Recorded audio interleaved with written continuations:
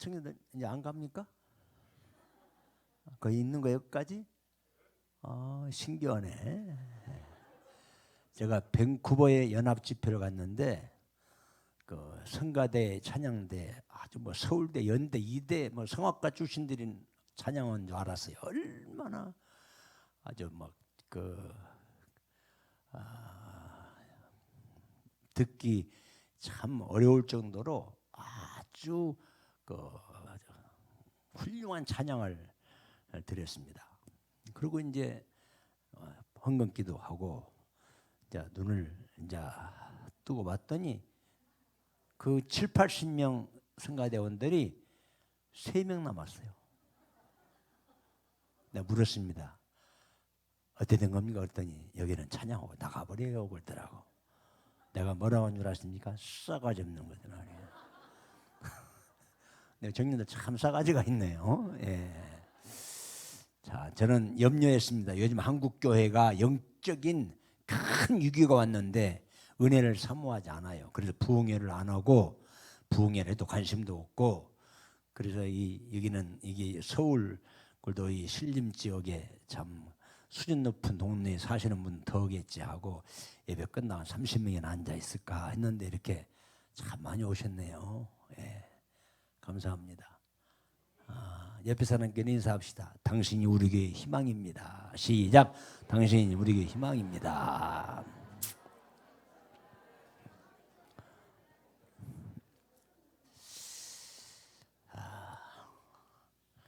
요즘 부정적인 사람이 많아요. 부흥회가 뭐 필요해? 부흥회 뭐 헌금 강조하고 무슨 뭐 교회 잘하라고 그러고 그렇게 생각하는 분들이 많아요. 그런데 그렇지 않습니다. 저는 이제 오늘 설교 들으면 아시겠지만 새벽 설교 한 번 듣다가 내 인생이 운명이 바꿔진 사람이에요. 그러니까 어느 시간에 어떤 말씀이 내 가슴을 팍 꽂힐지 몰라요. 그걸 붙들고 나가면 반드시 인생이 운명이 바꿔질 줄 믿습니다. 부흥회라고 하는 것은 제가 체험한 부흥회. 제가 저는요 배우거나 어디서 얻은 게 아니라 제 스스로 느낀 솔직한 고백을 드린다면 부흥회라고 하는 무엇인가 이렇게 질문한다면은 부흥회는 첫째 부흥회는 개개인마다 다 영적으로 또 사업적으로 가정적으로 꼭 해결해야 될 문제가 있습니다. 그것을 말씀 듣다가 기도하다가 딱 꽂힐 수가 있어요. 그게 해결의 징조가 보인 줄 믿습니다. 또 하나는 사람이 태어나서 무언가를 이루려고 하는 그 욕망이 있어요. 내가 어떻게 살까? 어떤 일 할까? 하다가 말씀 듣다가 기도하다가 영감이 딱 올 수가 있어요. 그걸 붙잡고 나가면 성공하는 거예요. 그래서 부흥회는 꼭 필요한 겁니다. 자, 예를 하나 들게요. 예를 제가 현역에 있을 때 현역이 한 10년 전 그러니까 20년 전 가까이 된 일이에요. 20년 전 일인데 일본에 나고야 쪽에서 한 2시간 떨어지는 하마마츠 교회가 있습니다. 그 교회 일본은 그 교인들이 많지 않아요. 그 한 35명이 모이는 교회인데 35명이 모인 교회는 큰 교회라고 합니다. 일본은. 거기 집회를 제가 갔습니다. 월요일 날 밤부터 목요일 날까지 하는데 제가 열심히 막 복음을 전했습니다. 일본 사람들도 있고 중국 사람도 있고 한국 사람도 있고 이렇게 그러더라고요. 교인은 얼마 안 되는데 그렇게 있어요. 그래서 이제 저는 한국말로 설교하고 통역으로 하고 그러더라고요. 목사님 일본말로.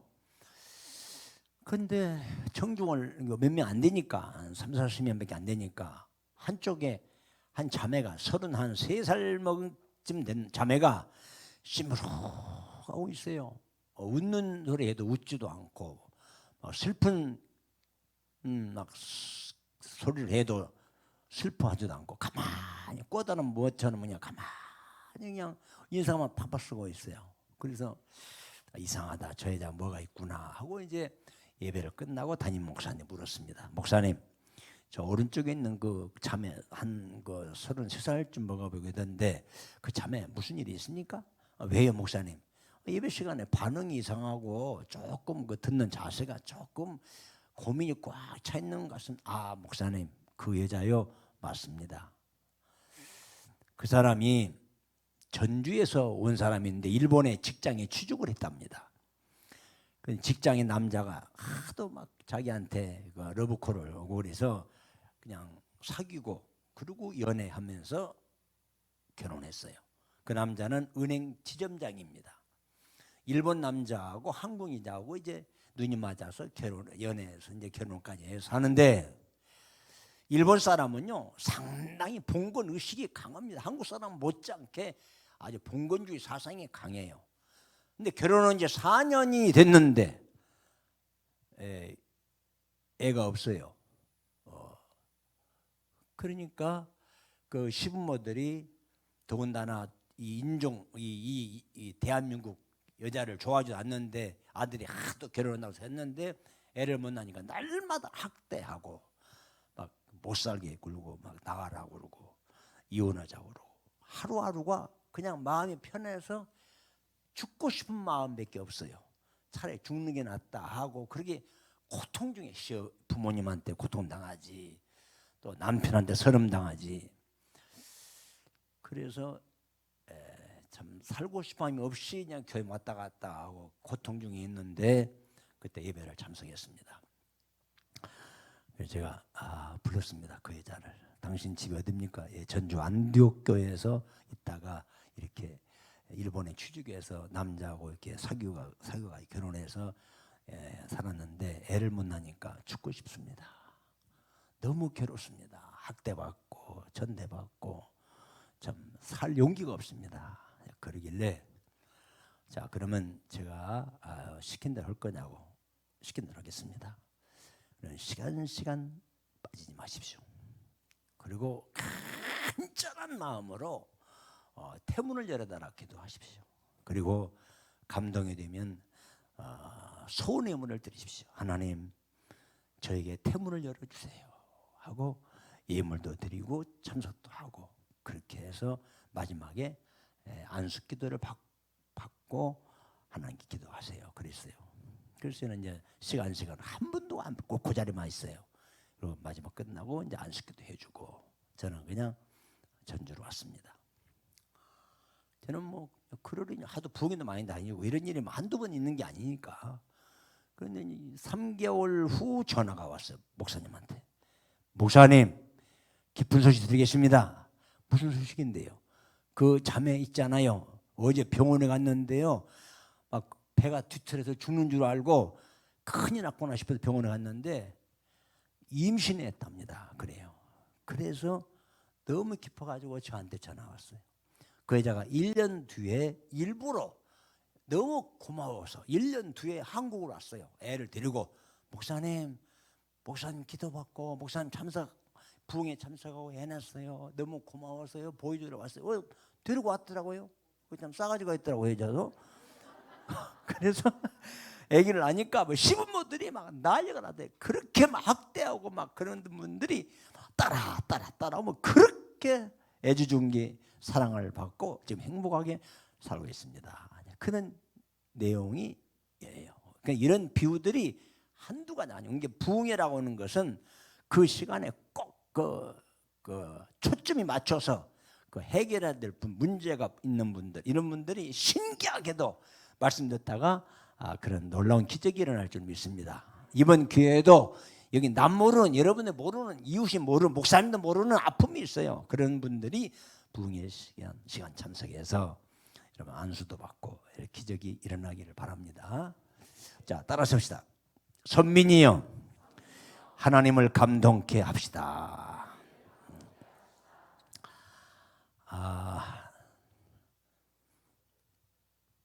미국의 이 필라델피아라고 하는 지역이 있습니다. 뉴욕에서 한 3시간 떨어진 곳인데 거기에 한 40~50명 모인 교회가 있어요. 그 40~50명 모인 교회가 있는데 그 수준이 낮아요. 막 창틀이 깨지고 막 천장이 막 피가 새고 막 교회가 막 지저분해. 또 누가 청소하려고 하지도 않고 창틀 뭐 가려고 하는 사람도 없고 지붕에 올라가서 고치려고 하는 사람 그렇게 수준 낮은 교회입니다. 더군다나 여름에 장마가 져서 토요일 날 엄청나게 비가 많이 와서 보면은 이 배수로가 안 돼 가지고 이 운동 교회 앞에 이 마당에 물이 30cm, 뭐 20cm 고여 있어요.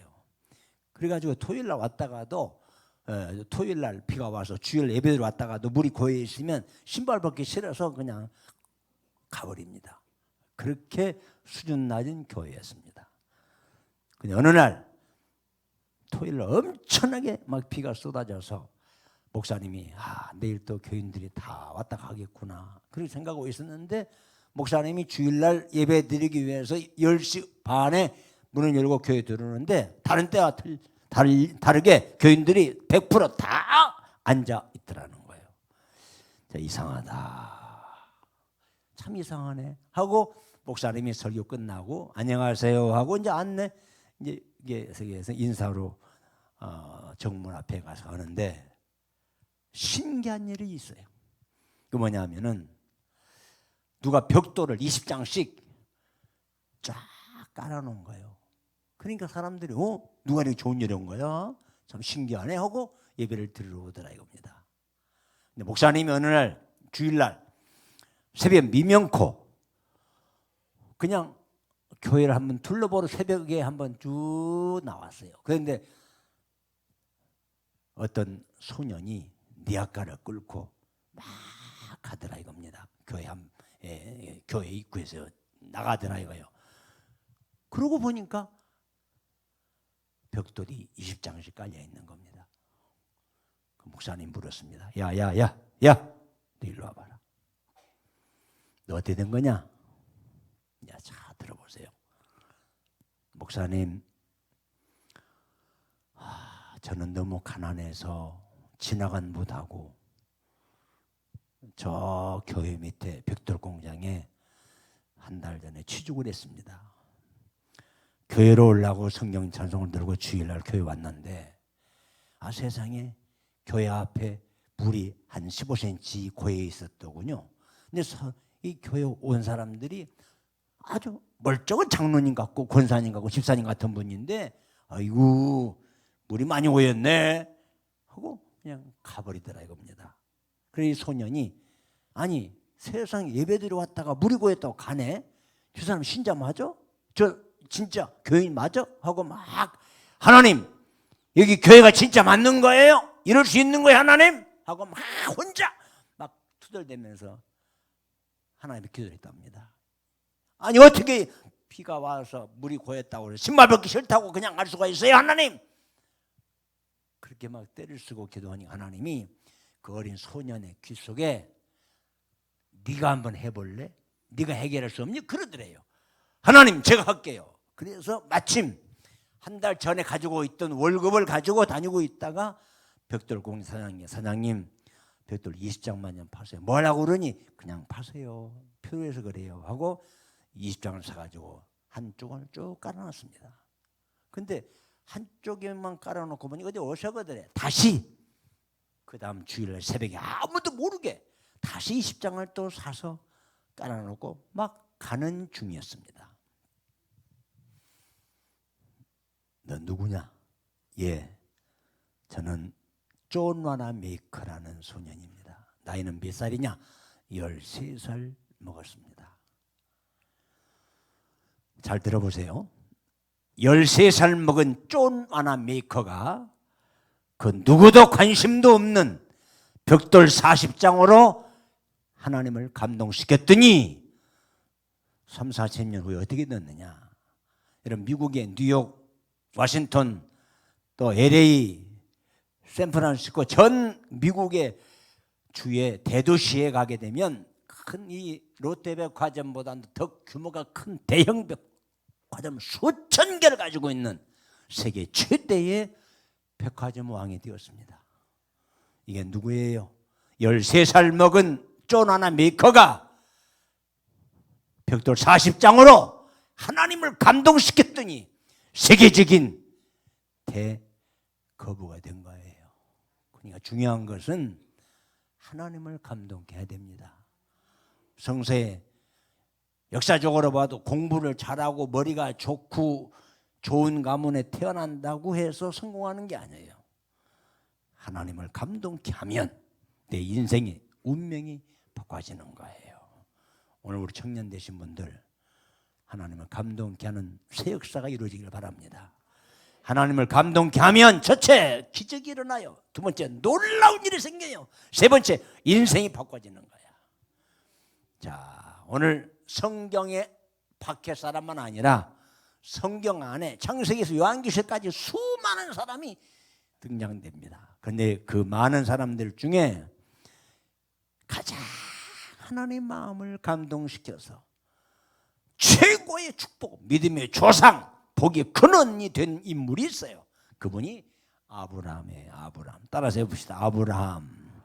자, 아브라함 역사를 한번 우리가 공부해 보겠습니다. 자, 아브라함은 누구냐? 아브라함은요 75년 동안 하나님이 없이 우상 숭배하고 우상 앞에 절하고 하나님 등지고 산 사람이 아브라함이에요. 그런데 어느 날 75세가 되던 날 아브라함아 하고 하나님이 부름을 받았어요. 그때 내 하나님 아브라함아 너는 갈대 본토 우리 집을 떠나라. 예. 아브라함아 너는 할례를 받으라. 예. 아브라함아 너는 이름을 아브라함에 고쳐라. 예. 아브라함아 너의 하갈 쫓아내라. 예. 아브라함아 그의 소생 이스마엘도 가정 화목을 위해서 쫓아내라. 예. 아브라함아 예. 너는 내일 아침에 일어나자마자 3일을 걸어서 모래산 중턱에다가 장작을 쌓아놓고 내 아들을 번제물로 바쳐라 그랬습니다. 자, 여러분 아브라함에게 청청병력 같은 음성이 떨어졌어요. 아브라함이 과연 무엇으로 하나님을 감동케 해서 믿음의 조상, 복의 근원이 되었느냐 이거예요. 첫째 아브라함은 뭘로 감동케 했습니까? 땅 문서를 바치고 집 문서를 바치고 자기 쓸개를 팔고 아니에요. 오늘 아브라함이 하나님을 감동케 하는 신앙의 기본이 무엇인가? 이걸 제가 말씀드리려고 해요. 자, 아브라함은 우리와 똑같은 사람이에요. 아브라함은 하늘에 떨어졌거나 구름 속에 솟아났거나 땅속에 푹 솟아난 사람이 아니에요. 우리와 똑같은 사람인데 단 아브라함은 하나님을 감동케 해서 최고의 축복의 조상, 믿음의 조상, 복의 근원이 되는 기적을 가져왔습니다. 자, 그렇다면 아브라함이 뭘로 하나님을 감동케 했느냐? 첫째, 따라서 합시다. 순종의 신앙으로. 순종의 신앙으로. 간단합니다. 아브라함이 하나님께 명령할 때마다 아니오가 없이 네. 무슨 명령이 떨어져도 네. 아브라함아, 내 독자 이삭을 제물로 바쳐서 제대로 바쳐라. 그 음성이 떨어졌을 때 정말 기가 막힌 청청병력 같은 명령이 떨어졌습니다. 그런데도 아니오가 없이 네 하고 순종을 하고 아침에 모리아산으로 올라갑니다.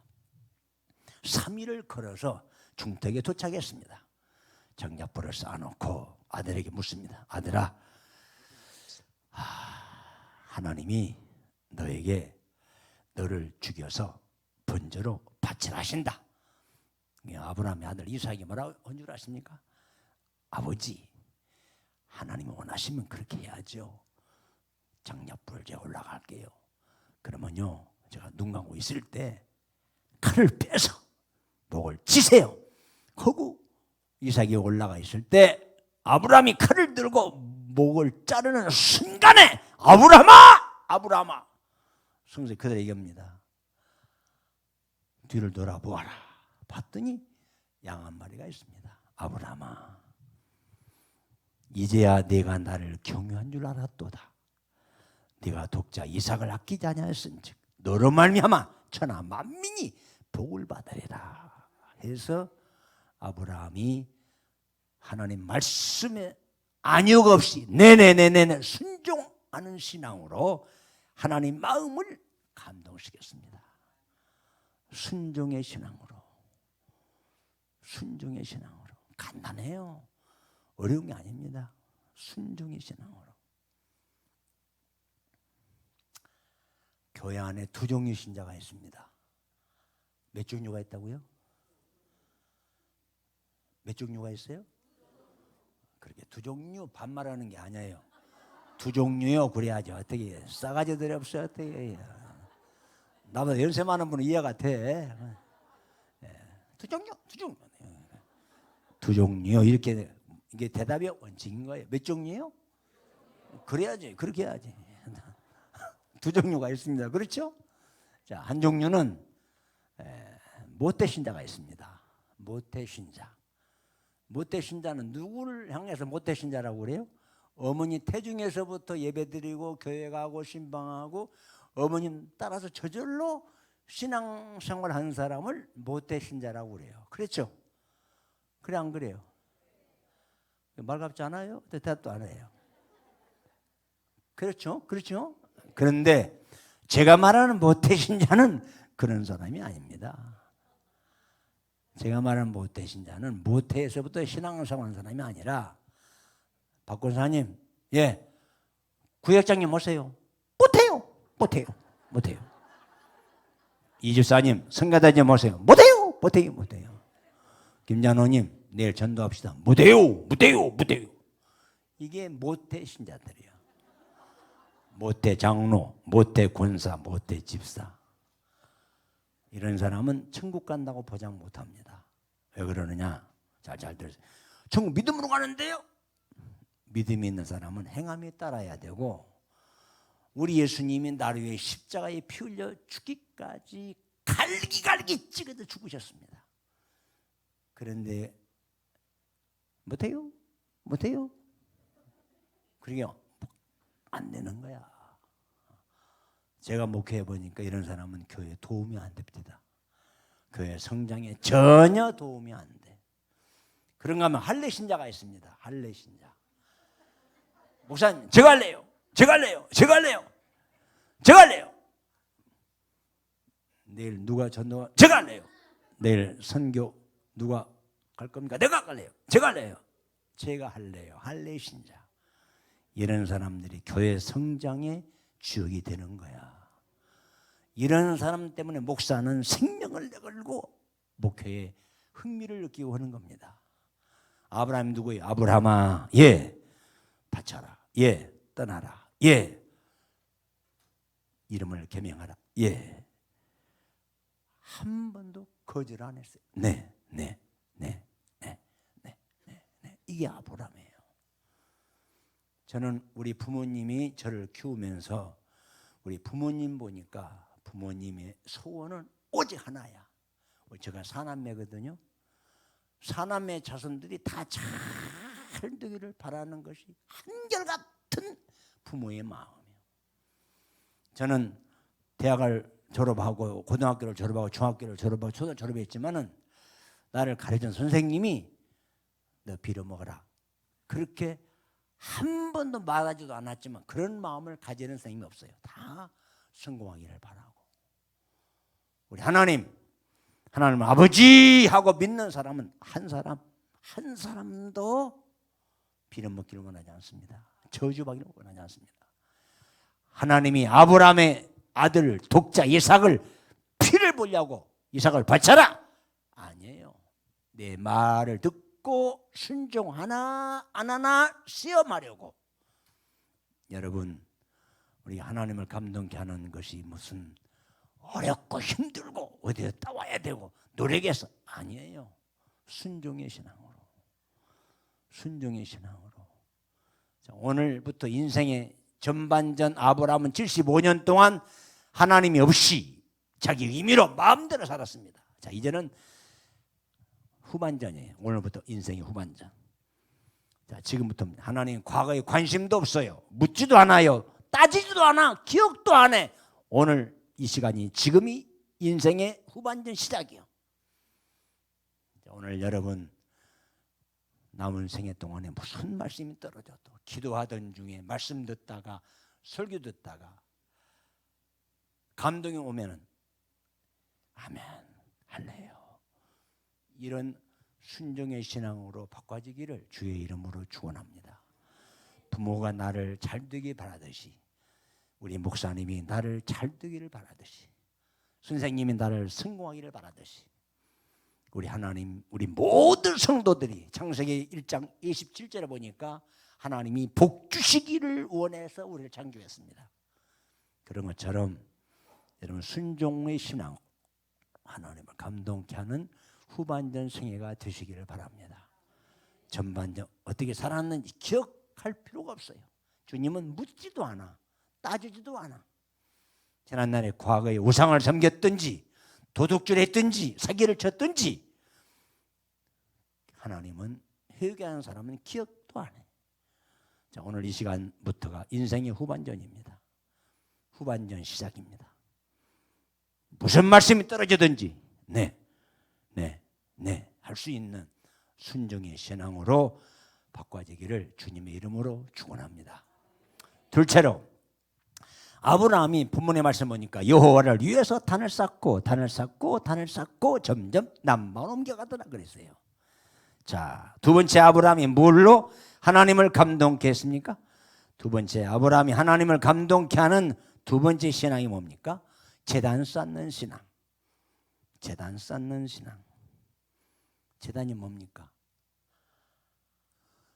주일날 주일 제단을 쌓고 새벽에 새벽 제단을 쌓고 수요일날 3일 제단을 쌓고 금요일날 구역 제단을 쌓고. 자, 제단이 뭐죠? 예배 중심의 신앙입니다. 예배. 철저히 지난날의 아브라함의 전반전은 오직 우상 장사를 하고 우상의 제단을 쌓던 사람이 싹 거절해버리고 여호와를 위해서 단을 쌓고 아침에 일어나자마자 하나님께 제사를 드리고 예배를 드리고 그가 평생 예배 중심으로 살더니 점점 남방으로 옮겨가더라 그랬습니다. 여러분, 예배가 하나님을 감동케 하는 무기입니다. 자, 하나 물어보겠습니다. 성경을 보신 분 아시겠지만 하나님은 그 시대마다 하나님이 축복해 주실 사람을, 하나님의 사람을 적절하게 사람 찾아 쓰십니다. 자, 물어보겠습니다. 자, 하나님 어떤 사람을 찾으신 줄 아십니까? 누구를 찾습니까?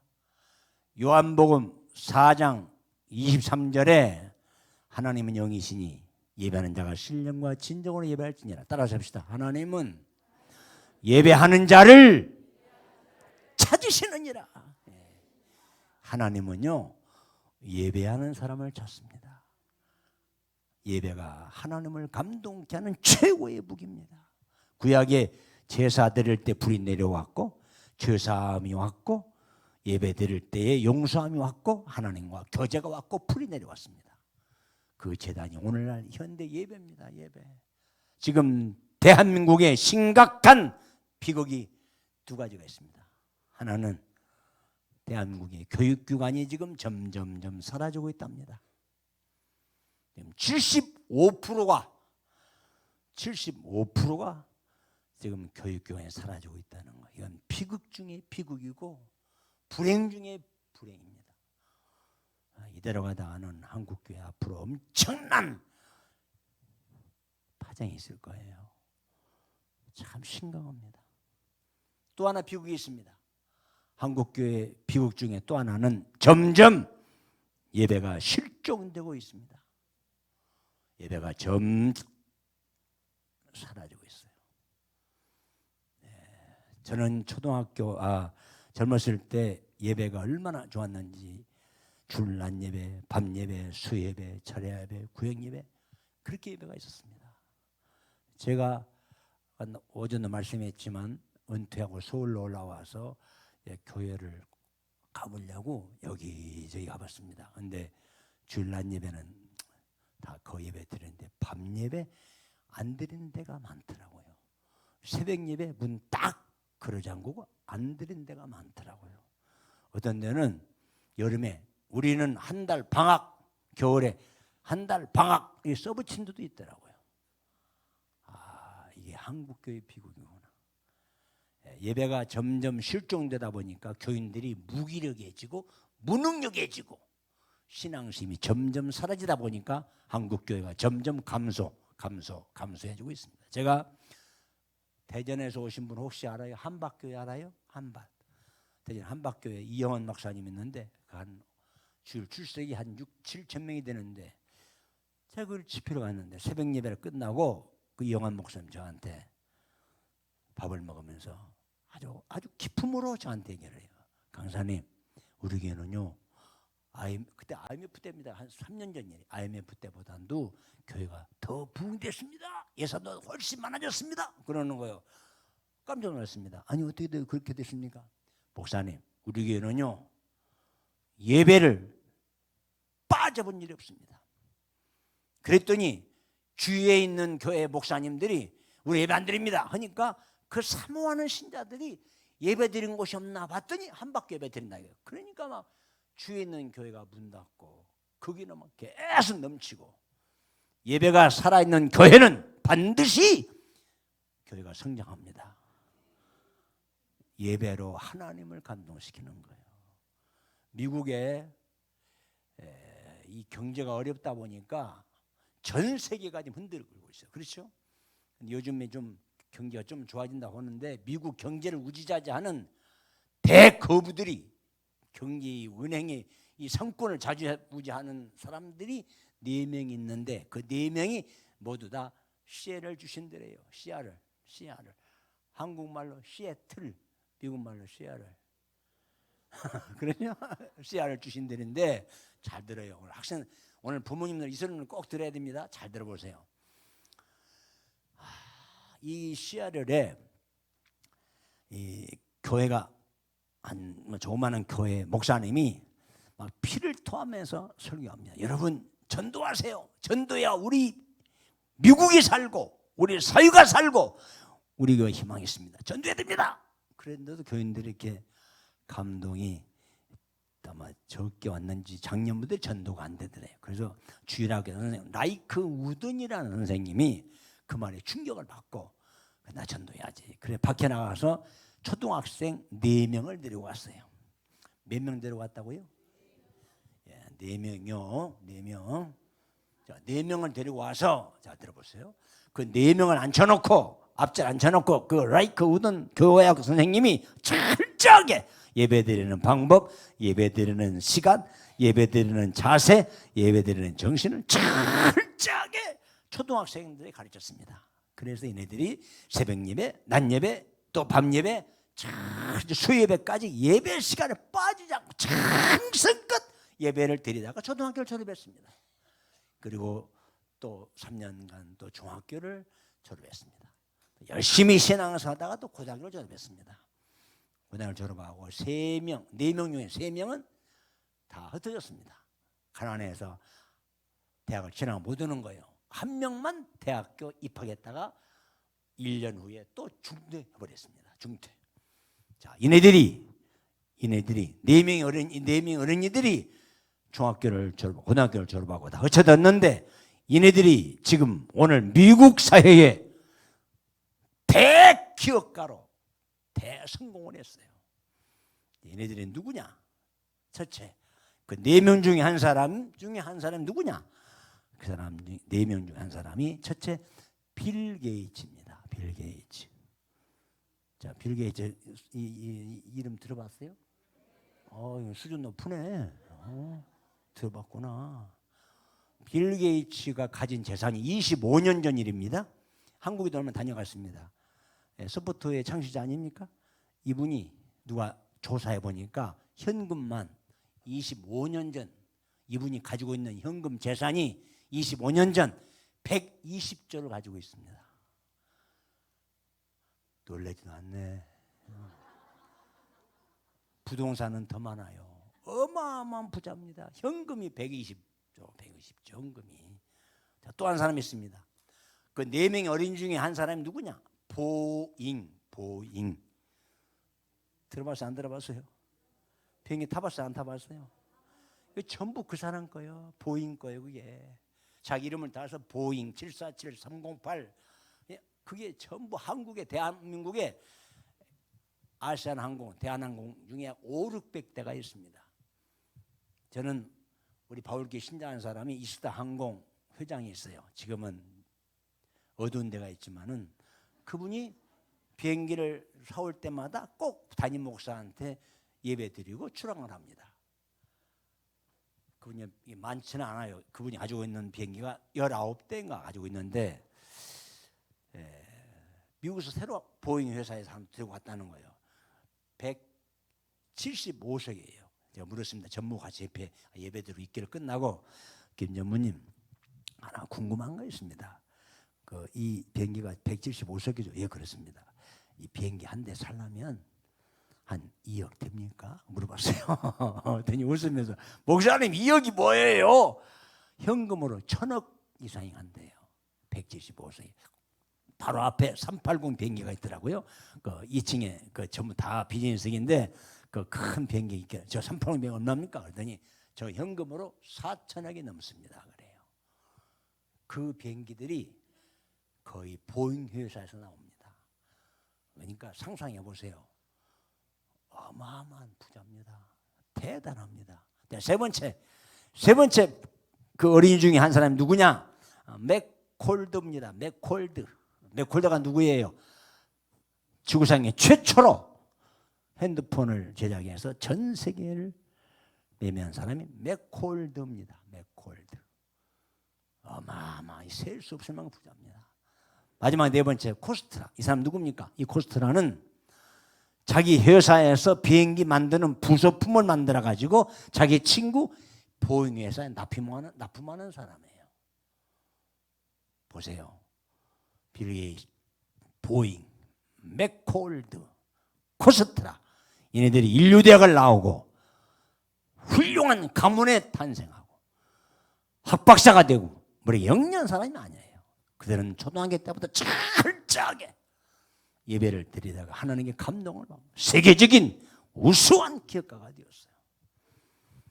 여러분, 예배 잘 드림으로 하나님 감동시키면 운명이 바꿔질 줄 믿습니다.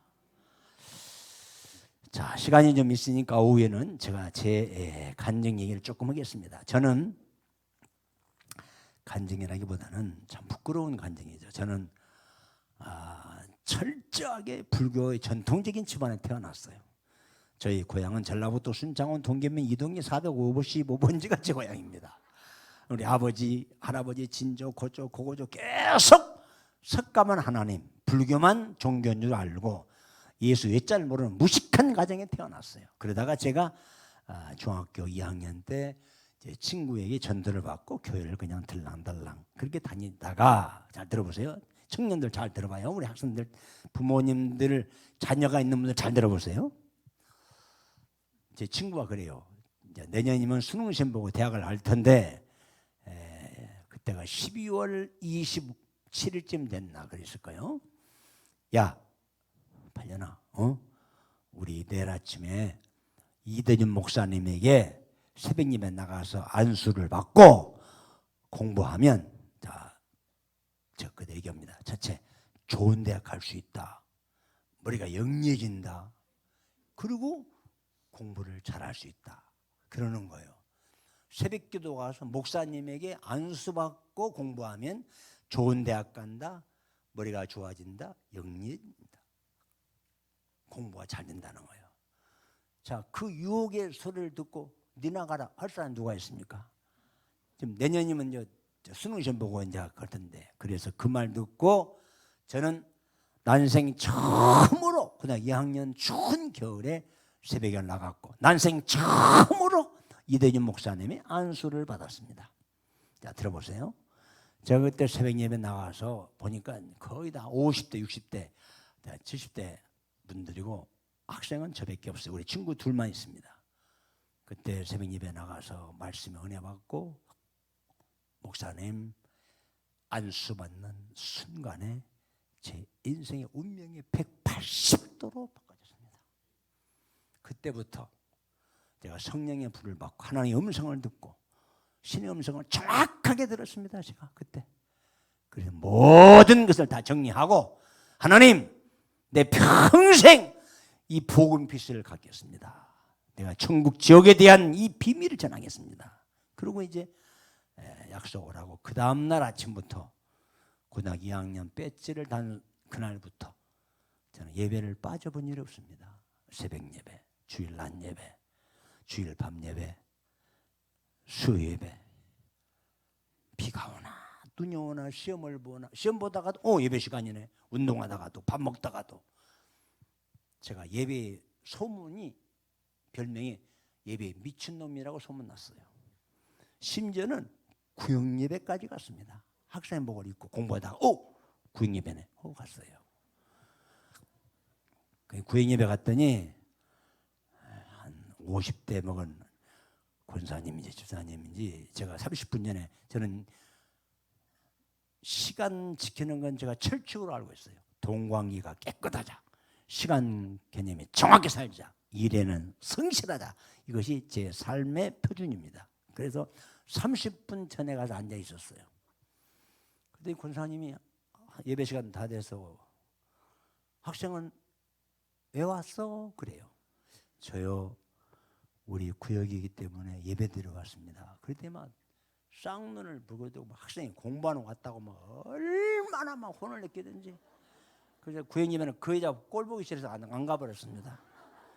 그 외에는 새벽 예배, 주일날 예배, 밤 예배, 수요 예배, 제가 빠져본 일이 없습니다. 공부는 또 지질이 못했습니다. 왜 못했느냐? 두 가지 이유가 있어요. 우리 아버지가 공부를 못했어요. 그러니까 우리 아버지가 우리 사남매 다 대학 가르치면서 한 번도 우리 아들, 형제가 안들이 공부해 임마! 공부해! 혼내킨 일이 한 번도 없어요. 왜?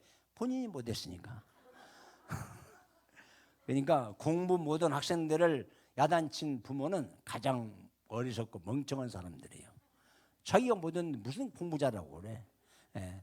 두 번째, 공부를 못한 이유가 또 있습니다. 저는 원래 공부에 취미가 없는 사람이에요. 그냥 공부하고 싶지 않아요. 그래서 공부를 못했습니다. 그런데 예배만큼은 미쳤어요. 예배만큼. 정확하게 빠지지 않았습니다. 새벽 예배, 거기다 2학년 학생복을 입고 그냥 예배 시간이네. 교회 가야 되네. 그러니까 학생들이 전부 다 보고 저 또라이, 병신, 등신, 미친놈, 그렇게 소문나다시피 했어요. 자, 저는 공부도 못했고 우리 아버지 어머니가 교회도 안 다니고 우리 형들이 육군 장교들입니다만은 그렇게 예수 믿는다고 죽인다고 그러고 일반 대학 갈 줄 알았더니 신학교 한다고 하잖아. 아주 그냥 내놔버린 그 취급을 받았습니다. 그렇게 서름받고 그렇게 고통당하고 그렇게 불안전한 삶 속에 제가 살았습니다. 그런데 놀라운 사실은 예배 하나로 하나님을 감동시켰더니 오늘 제가 이렇게 하나님께 귀하게 쓰임을 받고 있다는 거예요. 우리 호남 지방의 장로교, 감리교 통틀어서 우리가 최대의 교회를 하나님이 주셨습니다. 내가 이거 자랑이 아니고 너무 감격해서 간증하는 거예요. 그래서 저는 왜 이런 간증하느냐? 하나님께 예배 하나만으로도 감동시키면 인생이 바꿔지는 거예요. 저를 보십시오. 저는 누구 하나 예수 믿는 가족이 없습니다. 공부도 지지를 못했어요. 나는 인격적으로나 목사될 만한 사람이 못 돼요. 그래서 저는 지금 여기까지 계속 우리 구목사님이 또 이렇게 부흥을 하고서 저 은퇴했지만 10년 가까이 되지만 또 이렇게 쓰고 있습니다. 계속 또 주일 행사마다 또 이렇게 다니고 있습니다. 더 감사한 것은요, 제가 작년에 포항연합 집회를 가는데 부활절 때 저보고 강사 오라고 해서 갔는데 8시 반을 내가 운전하고 갔는데 쉬지 못하고 계속 갔는데 딱 내렸더니 허리 아프지 않아요. 가쁘대요. 아무튼 아프네요. 저는 제 입으로 지금까지 피곤하다 소리 안 합니다. 이거 피곤하네. 아니 해본 일이 없습니다. 떨보요? 안면도 안 오고. 제가 왜 이런 간증을 하는 건지 아세요? 부족하지 막 농부의 아들이지만 무식하지만 하나님을 예배 하나만으로 감동시켰더니 총회장도 하고 이사장도 하고 대학 총장도 하고 제가요 안 하는 거 거의 없습니다. 아는 거 빼놓고 다 했어요. 그러니까 왜 이 간증을 하신 줄 아십니까? 우리가 학벌이 무엇이냐? 부모가 누구냐, 재능이 무엇이냐, 이것이 중요한 게 아니야. 하나님을 감동케 하면 내 인생 운명이 180도로 바꿔지는 거야. 난 그래 자신 있게 나는 간증하는 겁니다. 내가 만약에 장로 아들이 되고 목사 아들이 되고 우리 가정 학풍이 종교적인 전통적인 기독교인이 되었고 내가 머리가 탁월하게 영리하고 했다면 이런 간증 우습게 알아요. 근데 저는 전혀 그렇지 않아요. 예배에 미쳤습니다. 예배. 그랬더니 오늘 이렇게 하나님이 쓰시더라고요. 우리 자녀를 둔 부모님들 공부 못한다고 혼내키지 마시고 예배에 드리는데 철저하게 훈련시키면 여러분 자녀가 놀라운 운명으로 바꿔질 줄 믿습니다. 예배 중심의 신앙으로 하나님을 감동시켰더니 오늘 아브라함은 믿음의 조상이 되었습니다. 자, 세 번째로 창세기 18장에 보니까 아브라함이 갈대우를 떠났을 때 따라온 사람이 있어요. 그 사람이 누군 줄 아세요? 조카 롯이십니다. 조카. 삼촌 나도 따라가겠습니다. 삼촌 같이 함께 갈래요. 삼촌 함께 예배 드릴래요. 삼촌 하나님 섬기고 살래요. 그러니까 그래 오케이 가자 하고 들어왔어요. 하루 이틀 지나다 보니까 하나님께 예배 드리고 하나님을 찬양하고 하나님 경배하다 보니까 아브라함의 가축도 재산도 늘어났어요. 조카의 재산도 점점 늘어났어요. 그러다 보니까 조카의 마음속에 사심이 생겼습니다. 더 갖고 싶고 빼앗고 싶고 그래서 날만 새면 싸웁니다.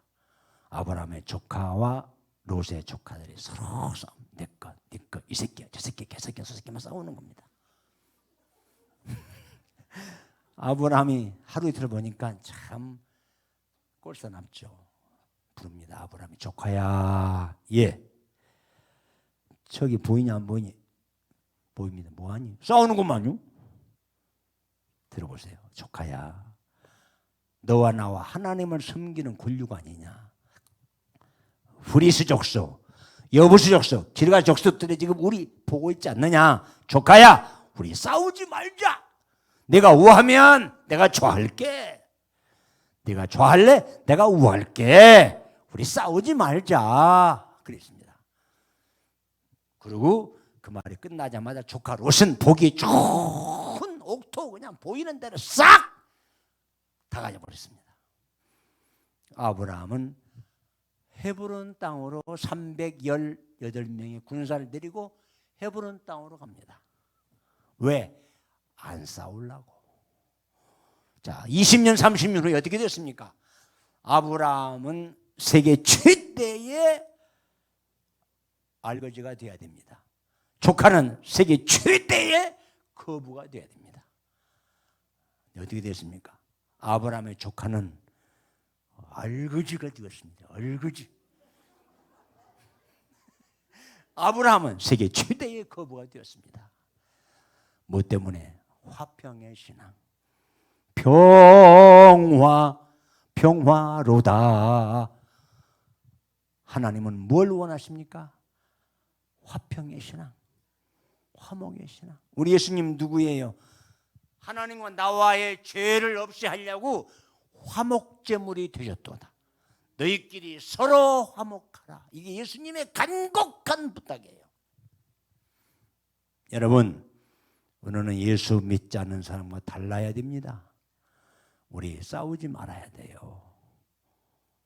화목해야 돼요. 하나님은 화목한 사람을 제일 좋아합니다. 예수님이 화목제물이 될 만큼 너희끼리 서로 화목하라 그랬어요. 집안은 싸우는 집안은 거들납니다. 얼마 못 가서 가정이 완전히 파산됩니다. 제가 지금보다 10년, 은퇴하기 2, 3년 전에 뉴욕에 집회로 갔어요. 그 뉴저지라는 데가 있습니다. 뉴욕 옆에 성결교회 어느 목사님이 개척을 했는데 1년 만에 300명이 넘었어요. 미국에 300명 넘었다면 큰 교회입니다. 아마 뉴욕 전체 고금방의 성결교회 최고 많이 모인 대교회가 됐어요. 그 다음에 또 집회를 갔습니다. 하도 그게 자랑스러워서 우리 성결교단이 1년만 300명 넘었다고 하니까 물었습니다. 그게 이 목사님이 몇 명 모입니까? 물어봤더니 아이고 말 말아요. 왜요? 30명도 안 모여요. 작년까지 300명이 넘었던 교회가 1년 후에 30명도 안 된대. 서글퍼 안 서글퍼?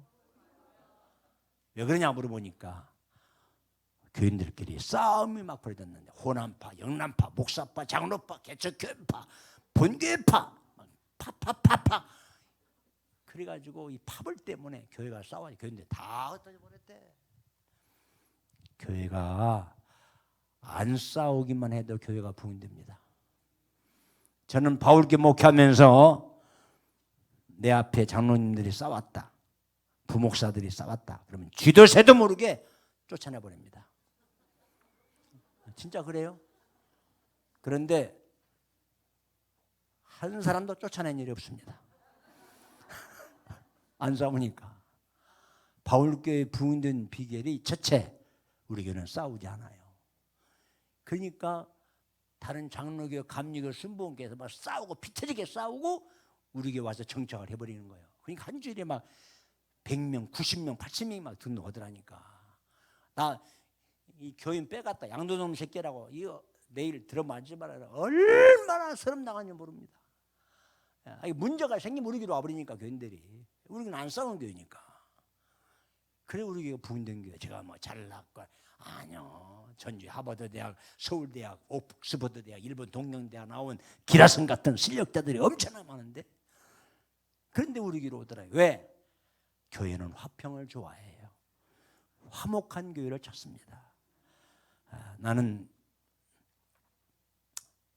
은천교회가 주님 오신 날까지 안 싸우기만 해도 교회는 계속 부흥될 줄 믿습니다.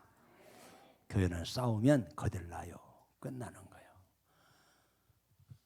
우레들에 싸울 것은 혈기 아니요 우레들에 싸울 것은 육체 아니요 그 다음에 마귀 권세 힘써 싸워 깨쳐버리고 우리의 싸움의 대상은 장로님이 아니야. 얼마나 장로님이 소중한데 권사님이 아니야. 집사님이 아니야. 목사님이 아니야.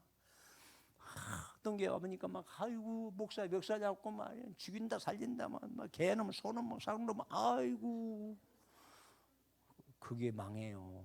거들라. 나 이게 부탁합니다. 우리 장로님들 잘 싸우지 마시고 우리 권사님들 잘 싸우지 않기를 주의 이름으로 축원합니다. 아멘 소리가 좀 센찬하네. 손 한번 내봐요. 손 한번 내봐. 손 가지고 온 사람만 내봐. 안 가지고 온 사람 낼 것도 없어. 청년도 손 없어? 오른손 내봐. 오른손 따라서 해보세요. 웬만하면 통과. 시작. 자, 세 번만 시작. 웬만하면 통과. 웬만하면 통과. 웬만하면 통과. 자, 그게 무슨 말이에요? 웬만하면 양보하자. 웬만하면 내가 속아주자. 웬만하면 내가 져주자. 이게 화평을 이루는 비결입니다. 왜 싸웁니까? 안 질라고. 손에 안 불라고 막 이렇게 이빨 쳐놓고 말이야. 그러니까 망하는 거예요. 교회 부흥은요 간단합니다. 우리 교회는 7명이 시작했어요. 바울교회는 7명이 시작한 교회가 10,000명이 30년 안에 넘었으니까 이건 기적이지. 그렇잖아요. 왜 그러느냐? 우리 교회는 안 싸워. 싸웠다면 저는 가만 안 두지. 쥐도 새도 모르게 거다는 마음을 쫓아내버리는 거야. 근데 한 번도 쫓아낸 일 없으니까. 교회는요 안 싸우기만 해도 부흥됩니다. 여러분 아브라함이 뭘로 감동시켰어요?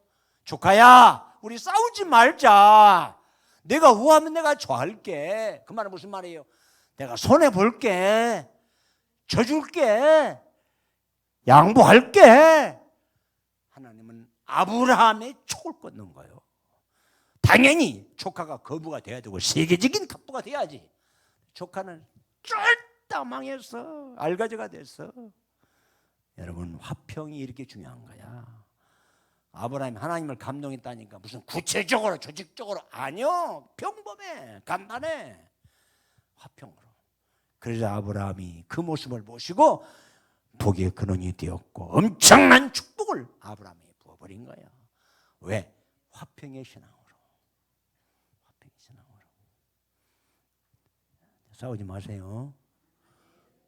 싸우려면은 집에 문 걸어 잠그고 거울 보고 혼자 싸우세요. 이 새끼 2년 전년 개년 소년 나쁜 놈.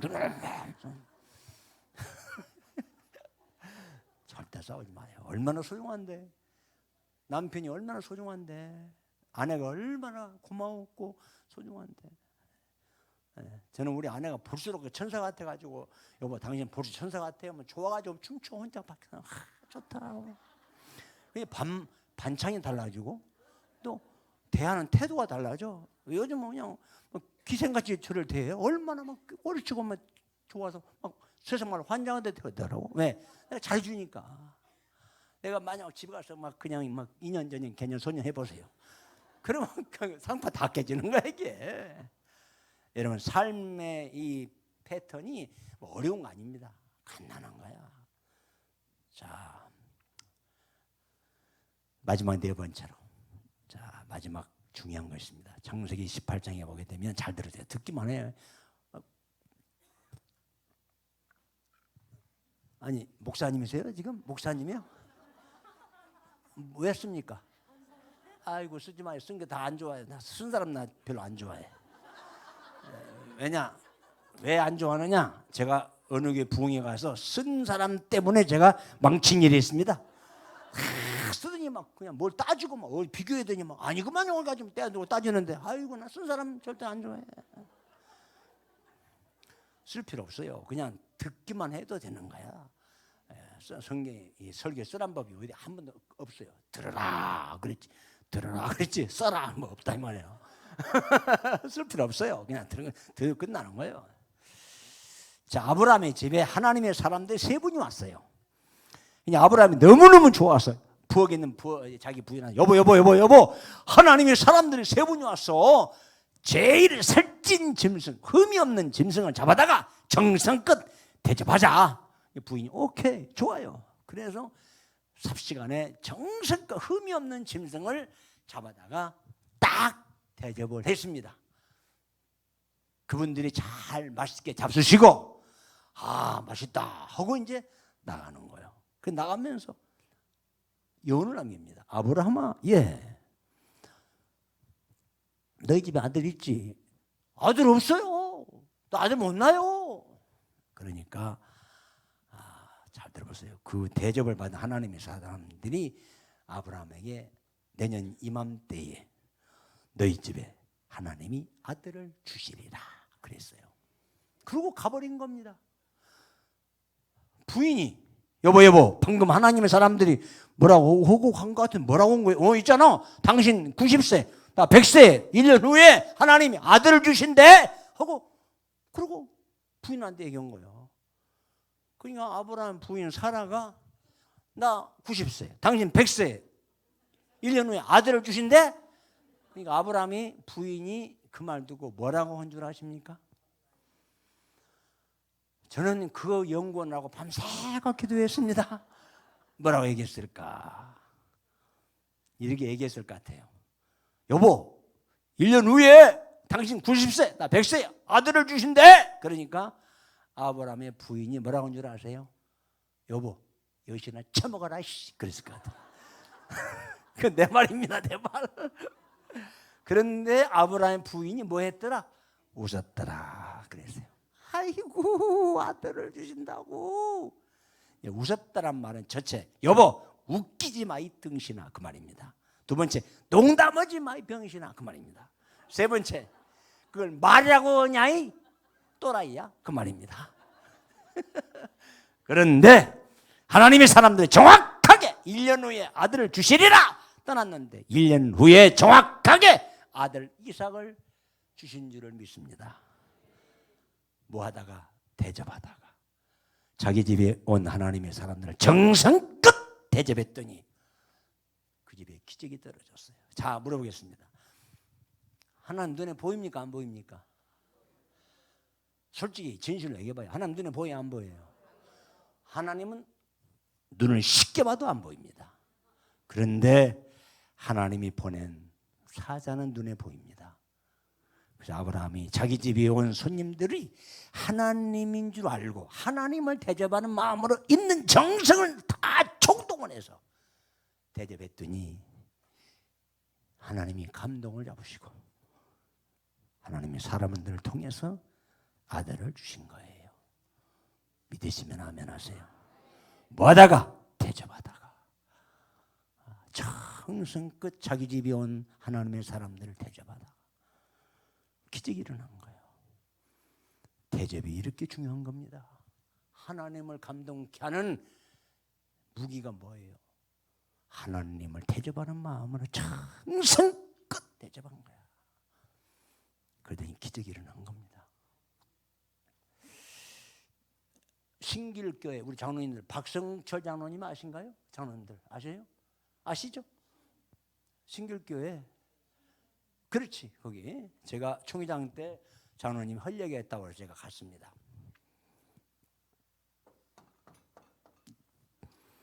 원목사입니다. 장로님 계십니까? 갔더니 비서가 나왔어요. 아 목사님 그렇지 않다고 기다리고 있었던 중인데 지금 사람 만나는 중이니까 요 밑에 한 300m 떨어지면은 이 마포 가든집이 있어요. 2층에 마포 지금 호텔 됐습니다만 거기에 우리 회장님이 잘 가는 곳입니다. 그래요. 거기 가서 기다리고 있으면 곧 가실 겁니다. 그래서 제가 이제 거기 가서 2층에 가서 이제 여기 박성철 회장님이 잘 오신 식당입니까? 예, 잘 오신 식당입니다. 기다리시면 오실 겁니다. 그래서 이 목사님, 내가 그 식당 사장님한테 그 장로님 뭘 좋아합니까? 그 장로님 좋아하는 그 음식이 무슨 찜이 있더라고요. 무슨 찜인데 그걸 좋아하신다는 거. 그래요. 그러면 얼마입니까? 했더니 지금부터 6, 7년 됐습니다. 그때 1인분에 7만 5천 원이래. 1인분에 그 당시. 그래서 제가 15만 원을 딱 오시기 전에 카드로 딱 결제를 했습니다. 20분 후에 오니까 목사님 오시길래 이런 얘기하고 나누고 1시간 후에 이제 김비서 계산해 가자고. 장로님, 회장님, 그 목사님이 계산했다는데 야 이 사람 무슨 목사님 계산해? 다른 사람이 빨리 계산해. 아니에요, 목사님 계산님이 해버렸어요. 그 박장로 하는 말이 목사님 사실입니까? 아니 제가 장로님 제가 더 존경하는 마음으로 인생 선배니까 아직까지 제가 대접하면 어떻습니까? 하고 제가 대접했습니다. 이미 긁었습니다. 그랬더니 들어보세요. 박성철 장로님이 제가 장로된 지 40년 가까이 되는데 목사님에게 대접받는 건 처음입니다. 목사님 이러면 안 됩니다. 아닙니다. 저는 감사함으로 했을 뿐입니다. 그러더니 지갑을 꺼내요. 그 어른이. 그러면서 300만 원을 있는 돈을 다 꺼내서 저를 주는 거예요. 목사님 가시면 여비하세요. 장로님 이게 무슨 짓입니까? 나 이거 이러려고 한 거 아닙니다. 이러면 안 됩니다. 목사님 나도 감동받았습니다. 그러면서 끝까지 안 받니 주님 한참 동안 막 실거지 하다가 그냥 하도 그러기를 받아버렸습니다. 15만 원을 투자하고 300만 원을 버는 거예요. 그분이 하는 말이 그렇습니다. 목사님 제가 감동받았습니다. 제가 이거 자랑할 게 아니고 저는 습관이 돼가지고 항상 그런 습관이에요. 항상 그냥 먼저 대접하고 베풀고 이것이 성경적이에요. 주라. 그래야만 흔들어 넘치도록 주리라. 여러분 한 번 대접이 아브라함의 인생 일대기에 그걸 그만큼 복이 근원이 된 거예요. 뭐 하다가 대접하다가 내가 이렇게 또 얘기하니까 또 센스 있는 교인들이 아이고 우리 목사님 왔다 갔다 또 하니 또 밥 대접 받으려고 이러는구만. 아이고 추접스러운 소리 하지 마세요. 저는 대접받으려고 이러는 게 아니라 성경 원리가 그렇다는 거예요. 원리가. 자 하나 더 얘기할게요. 하나 더 이제 제가 중앙성결교 부흥회를 제가 26년 전에 갔습니다. 그러니까 우인구 장로님이라고 분이 있어요. 우인구 장로님. 장로님도 아시는지 모르겠습니다. 그분이 전화가 왔습니다. 강사님 오늘 저에게 부흥이 오시죠? 예, 그렇습니다만은 오늘 목사님을 제가 대접할 겁니다. 서울 신라호텔 로비에 5시까지 기다리고 있겠습니다. 그때까지 오실 수 있겠습니까? 오케이, 가겠습니다 하고 현장에 있을 때는 운전 기사를 두고 다녔습니다. 부지런히 5시 안에 딱 도착했더니 그 장로님 네 분, 이 목사 네 분이 너네 명이 마중 나와서 이제 식사를 하러 간 거예요. 신라호텔 중국집에 들어가서 이제 원탕에 앉아서 밥을 먹고 이제 다 마친 다음에 우장로님이 직업을 꺼내든지 세상에 밥값을 100만 원을 막 주는 거예요. 밥값을 7명 먹었는데 이 음식 이름이 뭐냐? 음식 이름이 불도장입니다. 불도장. 1인분에 13만 5천 원씩이에요. 그러니까 지금부터 지금 엊그제가 아니라 27년 전 일입니다. 내가 그때 우장로님한테 우인구 장로님한테 우장로님 오늘 강사 대접 실패했습니다. 그랬지. 아니 왜 그랬습니까? 막 벌벌 떠오른 거예요. 저는요 짜장을 좋아합니다. 그냥 짜장이 3,500원이었어요. 짜장을 대접하고 남은 현찰로 주실 일이지. 이건 너무하지 않습니까? 내가 이렇게 했겠습니까? 속으로만 그랬지. 속으로. 진짜 짜더라고요. 세상에 그렇게 비싼 밥을 내가 처음 먹었습니다.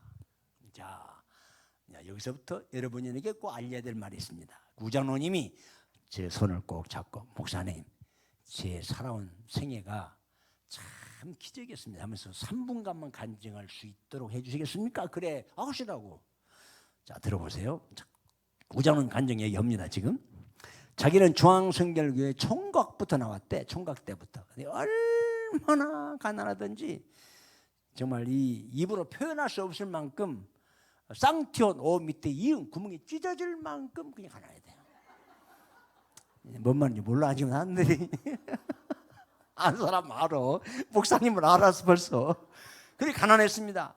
그런데 결혼도 했다는 거예요. 결혼해서 아들 낳고 딸 낳고 이게 3명이 낳았다는 건데 그러게 했는데 애들이 얼마나 굶주리든지 그분 얘기 그래요. 목사님 애들이 도시락을 싸달라고 그래서 된장 국물을 끓여가지고 도시락을 싸준 일이 있습니다.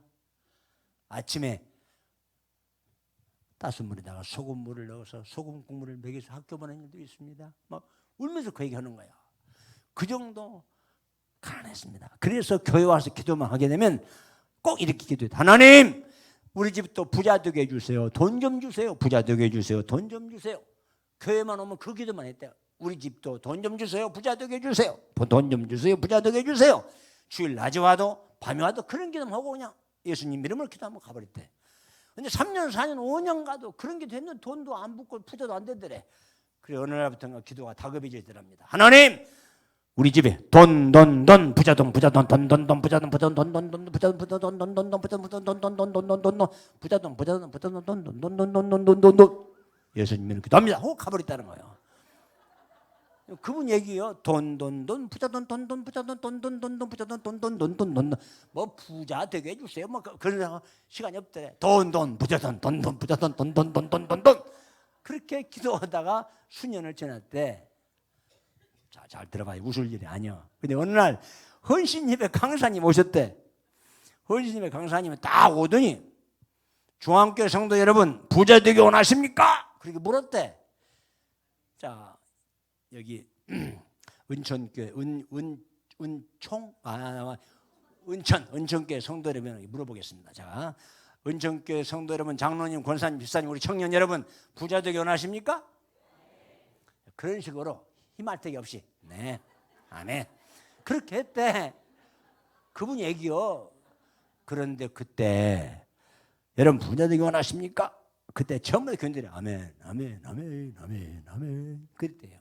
근데 그 우장로가 집사 때 부자 되기 원하십니까? 그렇게 물었는데 일어나서 혼자 아멘! 그랬대. 그러니까 그날부터 별명이 붙어있대. 또라이, 정신 나간 놈, 이상한 놈. 자, 들어보세요. 목사님, 내가 왜 그때 다른 사람은 점잖게 아멘 했는데 나 혼자 일어나서 아멘 한 줄 아십니까? 강사님이 부자 되기 원하십니까? 그런데 갑작스럽게 예수님이 자기한테 와서 너 부자 될래? 그러더라는 거예요. 근데 예수님이 너 부자 안 될래? 하는데 아멘 하겠냐 이거예요. 너무 감격하고 놀래가 일어나서 막 아멘 했다는 거예요. 그분 얘기요. 그러면서 강사님이 두 가지를 하라고 그러더래. 앞으로 여러분들이 이 교회 공예배, 새벽 예배, 주일날 예배, 수요 예배, 밤 예배, 예배만큼은 빠지지 마시오. 반드시 하나님이 역사를 일으킬 겁니다. 두 번째, 여러분의 교회 목사님이나 전도사님이나 부목사님에게 냉수 한 그릇이라도 대접하고 싶은 마음이 있을 때 목사님 냉수 잡으세요. 그렇게 하지 말고 예수님을 냉수 대접하는 심정으로 정성껏 대접해 보시오. 그러더래. 그래서 목사님이 예배를 끝나고 담임 목사님 찾아갔대. 목사님, 저 소원이 있어 왔습니다. 소원 들어주면 교회 나오고 안 들어주면 교회 안 나올 겁니다. 그랬대. 그러니까 교회를 안 나온다고 하니까 목사님은 두 눈을 뜨고 막 놀랄 거 아닙니까? 교회 안 나온다고 하니까. 그래? 들어줄게 얘기해봐. 목사님, 다음 주일부터 혼신예배 강사는 무조건 제가 대접합니다. 부흥회는 1년 2번 하는데 첫 번째 강사 대접은 무조건 제가 대접합니다. 그러니까 담임 목사 화가 나서 우집사! 당신 말이지 애들 된장국 먹여서 학교 보낸단 말 들었어. 소금국을 먹여서 애들 밥 먹인단 말 들었어. 이 사람아 뭐 헌신예배 때 막 강사제 막 웃기고 다 빠졌네 막 혼을 내. 그러면 안 들어준다는 겁니까? 들어준다는 겁니까? 마음대로 이 사람아 가짜니까 마음대로 해 이 사람아. 그러고 보내버렸대. 마음대로 해 이 사람아. 마음대로 했대요. 그날 주일 밤부터 그 다음 주일 밤부터 헌신예배 강사님을 자기는 못 먹어도 굶어도 빚을 내가면서 그때부터 수십 년간 지금까지 부흥의 첫날 7시간은 정확하게 자기가 대접을 했고 헌신님의 강사는 물론 그때부터 지금까지 계속해서 대접을 했대. 그분 간증입니다. 그 옆에 있는 우리 친구 이봉열 목사가 원 목사 우리 우장로님이 노다직했어. 왜? 우리 장로님이 그렇게 주정들을 정성을 대접하고 하다가 우리 수천 명 모인 중앙교회 성도들 중에 은행에 예치된 현금이 제일 많어. 두 번째, 우리 장로님은 개척교회 목사님, 전사님 헌금으로 모금으로 오게 되면 막 5천만 원, 1억씩 그냥 아까움이 없이 막 준대. 그 아들, 딸이 미국에 있는데 상상할 수 없을 만큼 미국인들도 부러울 만큼 그게 복을 받았대. 마지막으로 우리 교회에서 제일 봉사 많이 해. 1등 장로야. 뭐 하다가 정성껏 대접하다가 예배 시간 빠지지 않다가 그래서 기적을 이뤘습니다. 여러분 그 우장로님의 하나님이 나의 하나님이에요. 여러분의 하나님이에요. 우리 얼마든지 후반전 생애가 변화됐을 때에 신앙인으로 바꿔졌을 때에 하나님의 마음을 감동시켰을 때에 오늘 여러분도 이런 기적이 올 줄을 믿습니다. 하나님을 감동해 보세요. 놀라운 일 생깁니다. 오늘 저는 은천교회 성도들 이번 부흥회에 새 역사가 이루어지기를 바랍니다. 저는 최초로 근데 여학년들 새벽기도 나갔고 최초로 안식기도 받고 저는 예배에 미치다가 이렇게 오늘 이런 축복을 받았습니다. 내일 저녁에는 하나님의 소원이 무엇인가? 이 교회에 나온 사람은 100% 다 나와야 돼요. 새벽에 나오라서는 못해요. 먼 거리 계신 분이 있으니까 먼 거리 계신 분도 내 교회를 사랑하는 마음으로 안 나오면 후회될 것이고 안 나오면 안 돼요. 이런 집회에 꼭 나오셔야 돼요. 내일 안 나올 분 손 한번 들어봐요. 얼마나 고마운지. 목사님 일어나 보세요. 한 번도 손 들었는 거 한 번도 없어요. 얼마나 목사님 훈련을 잘 시켰어. 부흥이니까 뭐 부흥이 옛날에는요 월요일 밤부터 금요일 밤까지 했어요. 부흥에 낮에 밤에 새벽에 계속했어. 근데 이건 밤부흥이에요. 지금 밤부흥에. 그러니까 내일 밤 모레 밤. 자 모레는 여러분 제가 우리 목사님 아까 들어오기 전에 의논해서 목사님 교인들이 안수받기를 원하십니까? 안수받기 원합니다. 그래서 전 교인들한테 집회 끝나고 제가 간절하게 개개인마다 안수할 수 있도록 할 겁니다. 그러니까 이번 집회 여러분이 새벽에 나오면 좋지만은 새벽 못 나오고 내일 밤 우리 교회는요 교인들이 서울, 부산, 대구에서 나와요. 교인들이 놀라웠게도 부흥회는 대구에서 오고 부산에서 옵니다. 그런 열정이 있을 때 교회가 달라지고 성도들이 달라지더라고. 여러분 아무리 멀어도 내일 밤, 모레 밤 예배만큼은 절대로 빠지 말아야 돼. 왜? 이 2시간이 내 인생 역사의 운명을 판가름할 수가 있어요. 그러니까 이번 집회에 큰 역사가 임할 줄을 믿으시기 바랍니다. 자, 눈을 감으세요.